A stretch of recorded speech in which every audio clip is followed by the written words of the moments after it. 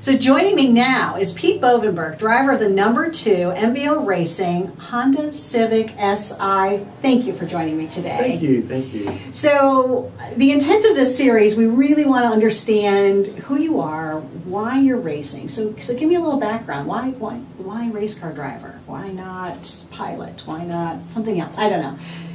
Yeah, well, you never know how it all starts, right? Okay. And for me, back in the day when I was a kid, we started racing motorcycles. And after winning several championships as a motocross, driver, realized that, the next logical step was cars. Okay. And so one time I had an opportunity, actually here at Sears Point, to be the driver of the third team car of a team. And so I ran the whole season as the third driver. Okay. And unfortunately for the other drivers, I beat both of them. They had the new tires, the new cars, the new engine, and I had leftover junk. And so the next year the team owner said, hey, you want the good car? And so, progressively I won the championship for him the next year. Okay. And then next year after that, he wanted me to come back. I said, I'm going to build my own car. And so back in 90, I'm going to age myself. That's okay. So 96, we built a car. And that first year out, we ran the Endurance Series. It was like the 12, 24-hour Endurance Series. And lo and behold, we won the championship. And so once you win, so you've got a little bit of a knack here, building up cars, getting them ready, racing them. Okay. It definitely is a talent that you can acquire, but it's a learned talent. You have to have the drive and the motivation. It's like anything else in life. If you don't have the motivation, you don't have the desire, you'll never accomplish what you want to accomplish. Lucky for me, I was in the right place at the right time. Okay. And the talent that I had was able to move me forward. And like I said, once I won one championship, of course you got to defend that, right? You can't just walk away. You can't just walk away. Well, then 97 won another one, okay, and then 98 won another one. We won 4 or 5 championships in a row. Okay. And developed a whole team concept. And I think what's really important to understand is winning races is important, but when you have learned how to win a championship, then you really understand what's going on, because it's an endurance of its own. Honestly, right. It takes a lot of stick-to-itiveness, and perseverance, and the willing to persevere and overcome. In racing, a lot of people think it's just the driver being great at driving, but it's really a team effort, because when things go wrong, you have to be able to diagnose the problem with the car and deal with those issues to keep the car on the track, which eventually will let you do the winning, which will let you get to the championship. Yeah. So you are one of our I'm going to say it, I hope it's one of our veteran drivers. You've been with the United States Touring Car Championship since the beginning.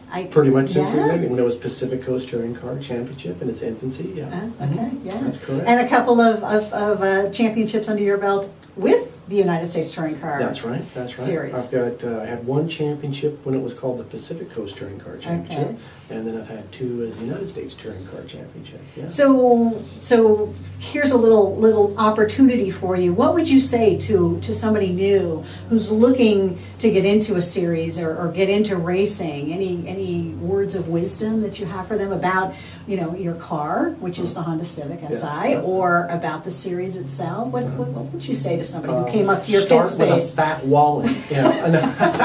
Yeah. No, that is it. It's a lot. Not only you have to have the talent and the desire, like we talked about, and it's picking the right car also helps. Okay. And picking the right series. I've had experience in other series successes in Grand Am Cup and World Challenge and stuff like that. But if you have the right car, that's something that you can understand and figure out, then you can move forward. If you, let's say, if we were to race a Maserati, very technical car, very hard to figure everything out. So you ask why we race a Honda. Well, I was a factory driver for Chevy for 2 years and a factory driver for Dodge for 2 years.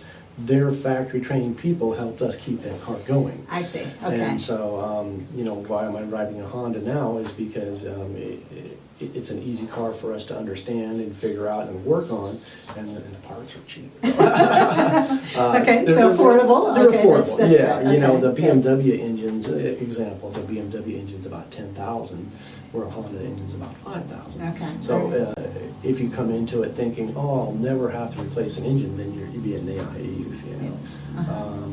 You know, and you know, because you are going to be buying engines, you're going to be buying transmissions. We're on number 15. So. Okay, all right. So a transmission. Transmissions. So what brings you back year after year to the United States Touring Car Championship? Why not go to one of the other series that are out there? Why do you keep coming back? Well, I think the reason that I come back is of course you want to be competitive and you want to compete with other talented drivers. And a good example is last weekend at Laguna Seca. The top 10 cars were separated by a second.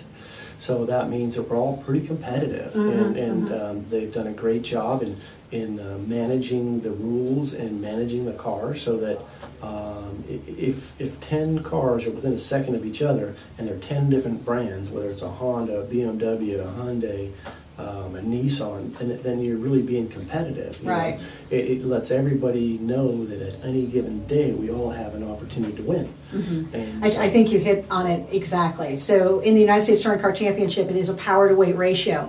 And so whether you are driving a BMW, a Honda Civic, a Mini Cooper, a Mini Cooper S, whatever it happens to be, they are all competitive with each other. exactly, exactly. And then as you win, you get rewards weight, and so. You know, so that actually evens out the field too. So if your car is more competitive at certain tracks, as you win, you'll get rewards weight, and then the other cars will be competitive because they're lighter at those. At that location. Yeah. So it's a strategy. It's all part of the whole game. Okay, You know, yeah. maybe you know, the first race of the season in Las Vegas. I don't know who the winner was there. I think it was a BMW. No, was it a BMW or a Hyundai? No, it was the Hyundai. Hyundai. So Genesis. he got a special gift, I think 100 100 pounds. 100 pounds. So, you know, that'll slow him down for this weekend. Sure. And so for me, I'm still climbing up to the podium Okay. this year. All right. You know, so, you know, that's how we do it, keep it competitive and fair, sure. Okay. Well, thanks for joining me Okay. today. It's been great talking to you. Good luck in this season. Okay. I hope all the best for you. I appreciate that, and it's always nice to see you, and we'll see you on the track. Sometimes, yes. Yeah.